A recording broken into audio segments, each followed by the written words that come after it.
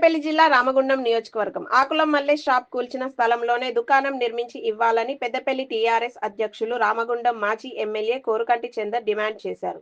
గత 3 రోజులుగా కూల్చిన స్థలం కాడ మద్దతు తెలిపినా కూడా స్థానిక ఎమ్మెల్యే పట్టించుకోకపోవడం, అధికారులు కూడా రాకపోవడం దురదృష్టకరమని మాజీ ఎమ్మెల్యే కోరుకంటి చందర్ అన్నారు. ఈ సందర్భంగా వారు మాట్లాడుతూ 2 రోజులుగా ఈ యొక్క ఉద్యమాల పురిటిగడ్డ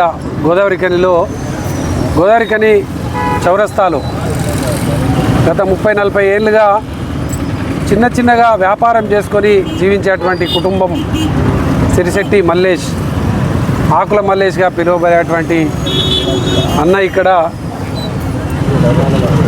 వాళ్ళు రూపాయి కూడగట్టుకొని సంపాదించినటువంటి డబ్బులతోని ఈ యొక్క మున్సిపల్ పర్మిషన్తోని కట్టుకున్నటువంటి షాపు అకారణంగా అసలు అక్రమంగా ఇప్పుడున్నటువంటి పాలకవర్గం లేదు అధికారులు మరియు ఎమ్మెల్యే గారి ఆదేశాల మేరకు వాళ్ళు వచ్చి కూల్చడంతో పాటు ఎవరో కాంగ్రెస్ నాయకులు వచ్చి కూడా మాట్లాడినట్టుగా ఇక్కడ మనకు తెలుస్తూ ఉన్నది. దీన్ని మేము తీవ్రంగా ఖండిస్తూ బీఆర్ఎస్ పార్టీ సంపూర్ణంగా మల్లేశన్న కుటుంబానికి మల్లేశన్నకు మద్దతుగా నిలవడం జరుగుతూ ఉన్నది.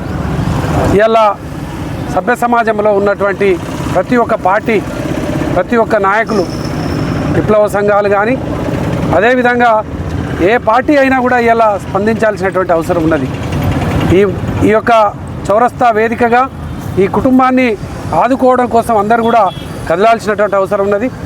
నిన్న బీఆర్ఎస్ పార్టీ పూర్తి స్థాయిలో ఇక్కడ రస్తారోకో చేస్తే పోలీసులు అమానుషంగా మా నాయకులను కార్యకర్తలను కొట్టడం అనేది దుర్మార్గమైనటువంటి చర్య. ఇది మరి ఇక్కడనే ఎమ్మెల్యే ఉండి గోదావరికన్లో ఇంత జరుగుతుంటే కూడా మరి చూస్తూ ఉండడాన్ని అసలు ఏమనుకోవాలి సమాజం, ఏమనుకోవాలి ప్రజలు? ఇక్కడ ఒక కుటుంబం రోడ్డు మీద పడ్డది. ఈ కుటుంబం దగ్గరికి వచ్చి అసలు మీకు ఏం నష్టం జరిగింది, అసలు ఎందుకు నష్టం జరిగింది, మేము ఏం చేయబోతున్నాము, మీరు కొంచెం సహకరించాలి, లేకపోతే మీకు నష్టాన్ని ఇస్తామని చెప్పేసి మాట్లాడాలి. ఒక విచక్షణ ఉన్నటువంటి ఎమ్మెల్యే ఎవరైనా మరి అసలు ఎందుకు స్పందిస్తలేడు ఎమ్మెల్యే అర్థమవుతలేదు. ఎవరో దొంగల్లాగా ఎవరో వచ్చి కూలగొడతా ఉన్నారు. నేను కూలగొట్టిస్తున్నా అని బేజాప్తుగా చెప్పండి, అవసరం ఉంటే నేను ఈ పని చేస్తున్నా అని ధైర్యంగా చెప్పండి. మరి మీరు చేసే పని నిజంగా ప్రజలకు ఉపయోగపడేదే అందరం కూడా సహకారం చేస్తాం, దాంట్లో ఏం ఇబ్బంది ఏం లేదు. కానీ ఇలా కుటుంబం రోడ్డు మీద పడ్డది కదా, పిల్లల పెళ్లి కోసం దాచుకున్నటువంటి డబ్బులు 20 లక్షల రూపాయలతోని నిర్మాణం చేసుకున్నాడు. ఇలా మరి అప్పుల పాలైపోయాడు.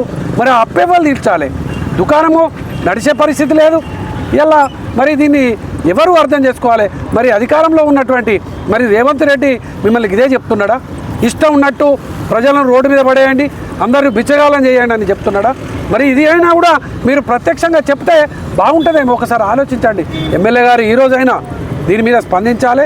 వెంటనే ఈ యొక్క నిర్మాణానికి సంబంధించి మల్లేష్కు వచ్చి వాళ్ళ కుటుంబానికి హామీ ఇవ్వాలి, ఈ యొక్క నిర్మాణాన్ని చేపట్టాలని ఈ సందర్భంగా ఎమ్మెల్యేను డిమాండ్ చేస్తూ ఉన్నాను.